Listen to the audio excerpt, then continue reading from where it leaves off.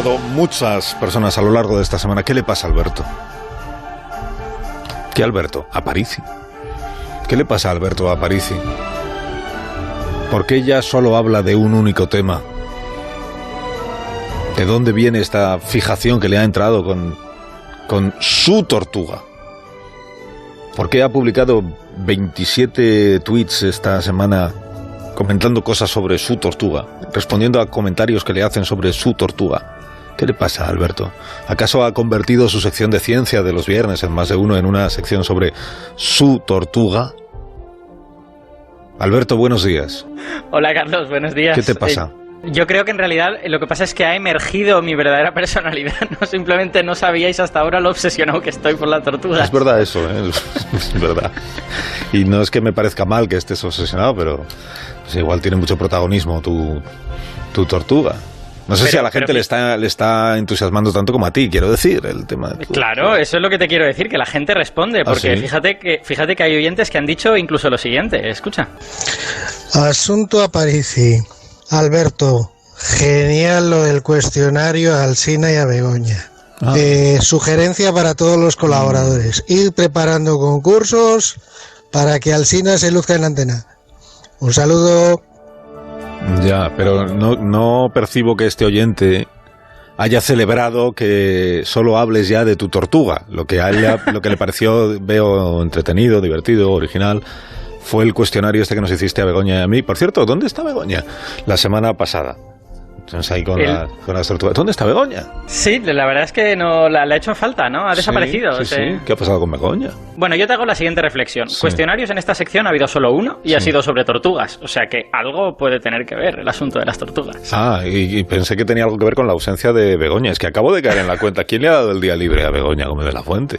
Yo no he sido. Eso tú lo sabrás. O sea, se ha pasado toda la semana recriminándome a mí de manera errónea, porque me recriminaba que yo fuera a tomarme el día festivo del viernes, que es hoy, y yo estoy aquí, y quien no está es ella. Te lo digo porque sé que me están escuchando en Recursos Humanos. Tomen nota de que hoy no ha venido y no tiene autorización para liberar. No consta de que ningún directivo le haya firmado aquí hay que firmar un formulario, una petición, y te la tienen que poner un sello ahí que diga autorizado. Pues no, eso no lo tiene.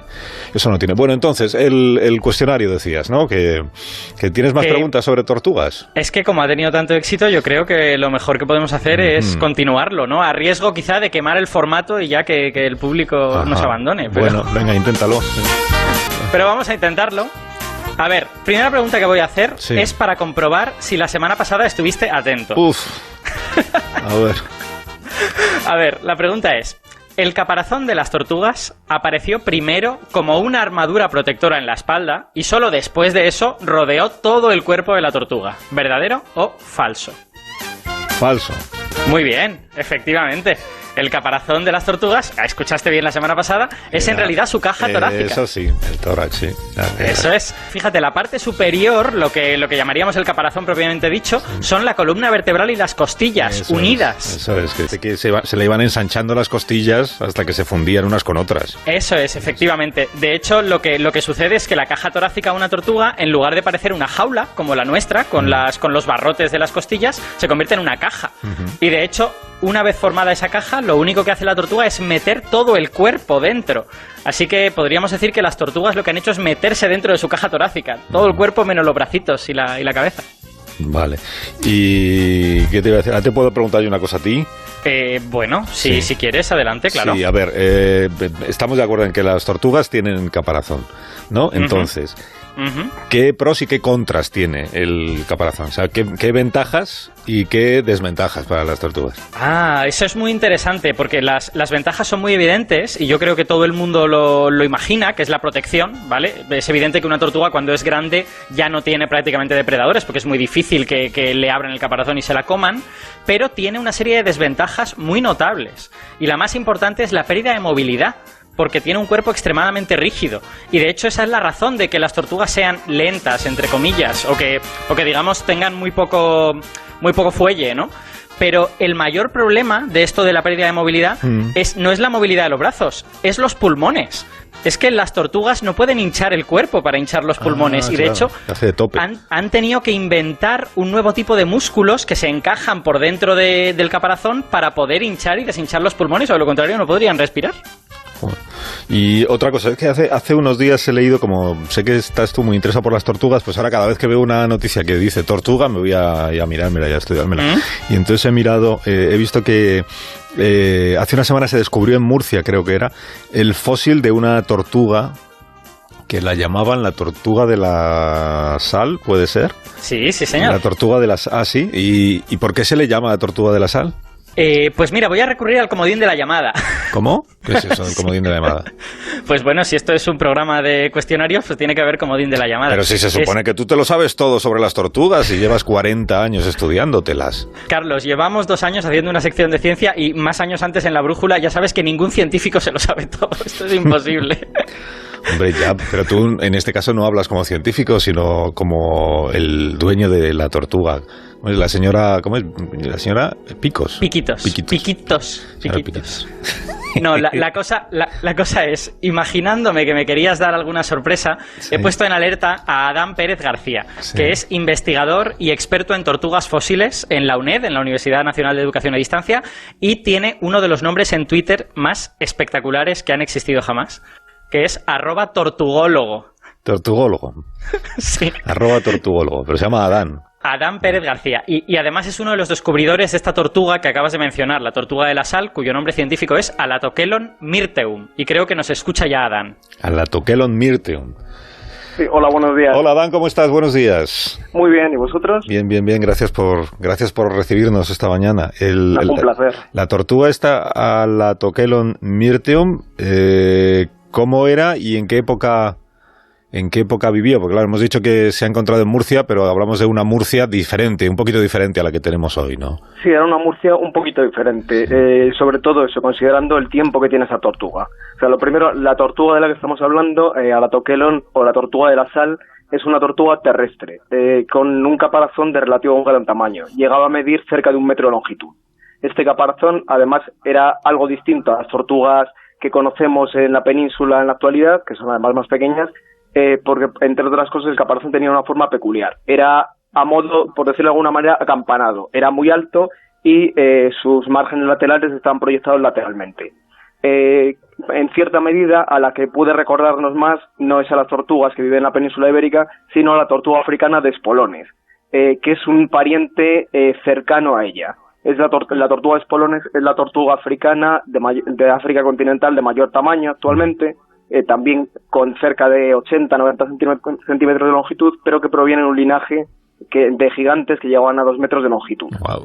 De hecho, Murcia en ese momento habría que pensarlo de otra manera. Sobre todo habría que tener en cuenta que ocurrió un poquito antes de que viviera Alatokelon. Alatokelon vivió hace unos 5 millones de años, un poco menos de 5 millones de años, lo que llamamos el Plioceno inferior. Este momento es muy relevante ya que supone el final de la llamada crisis de salinidad del Mesiniense, de la que habéis hablado en algún programa previo. Sí, señor, que le gusta mucho a Carlos.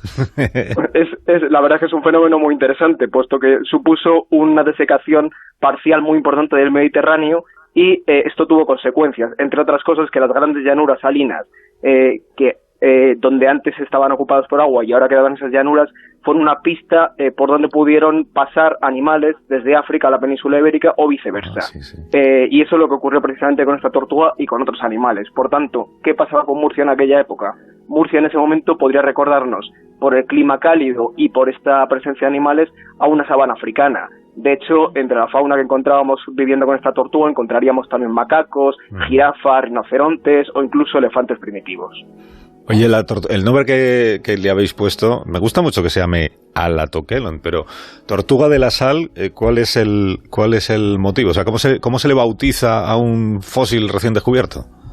En principio, bueno, sobre todo el nombre la sal aquí es muy claro por la crisis de salinidad del Mesiniense, pero además tiene otra serie de características. De hecho, Alatokelon myrteum no es solo una especie nueva, sino, o sea, es especie y género nuevo, es decir, género Alatokelon y especie Alatokelon myrteum, como hablamos de nosotros cuando somos género Homo y especie Homo sapiens. Alatokelon el nombre tiene varias connotaciones. Por una parte, alato quiere decir sal en griego.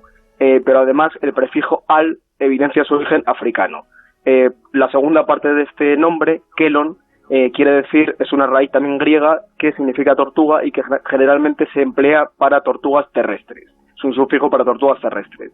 Por otra parte, el Myrteum deriva del antiguo nombre de Murcia, que además se refiere al latín myrtus, a la planta al mirto, que también es una planta distribuida entre el sur de Europa y el norte de África. Por tanto, también alude a esa connotación africana y al origen africano. De esta manera, el nombre de la tortuga quiere decir algo así como la tortuga de la sal de Murcia, y nos explica este origen del nombre y sobre todo este origen de la tortuga, cómo llega de África tras esa crisis de salinidad a la que hemos querido referir. De hecho, para poner nombres científicos podemos basarnos en diversas ideas. No hay un criterio fijo, sino que cuando encuentras un nuevo animal puedes darle un nombre referido a la localidad donde lo has encontrado, dedicarse un homenaje dedicado a alguien que ha intervenido de alguna manera en el hallazgo, a un personaje histórico, a lo que se quiera. Por ejemplo, entre otros algunos nombres curiosos de tortugas que hemos dado nombre en los últimos años en trabajos recientes, podemos citar la tortuga de la luna o Selenemis, la tortuga titánica o Titanokelon, la tortuga monstruosa, Pelorokelon, la tortuga del tártaro o del infierno, Tartarúscola, incluso algunos nombres específicos como Larakelus morla, que morla rinde homenaje a la tortuga del estero interminable, Taraskelon. Sí, hay una serie de nombres así curiosos. Taraskelon, hablando de otra maravilla, Taraskelon también es otro nombre, otro ser mitológico, la tarasca, pues también le hemos dedicado un nombre de una tortuga. O, por ejemplo, otra también recientemente descrita ha sido Motelomama, que alude a la madre tortuga, que explica el origen, es una leyenda peruana que explica el origen de las tortugas de la Amazonia. Por tanto, no existe un criterio fijo para establecer nombres, pero básicamente jugamos con un prefijo que nos apetezca, o sea, que por alguna manera justifiquemos, y una terminación normalmente emis, kelis, kelone, kelon, que alude a tortuga. Veo que Adán es todavía más entusiasta de las tortugas que Alberto Aparici. Posible. Me parecía que era imposible superarlo, pero veo que hemos encontrado a alguien que todavía lo vive con más pasión. @tortugólogo, por si usted le quiere seguir en las redes sociales, en el Twitter. Adán, muchas gracias. Te envío un fuerte abrazo. De nada, un placer. Gracias. Alberto, hasta la próxima semana. Hasta la próxima semana y hablaremos de otra cosa que no sean tortugas. No, si quieres puedes seguir. Saluda a la señora Piquito de nuestra parte. Lo haré. Adiós, las noticias ahora.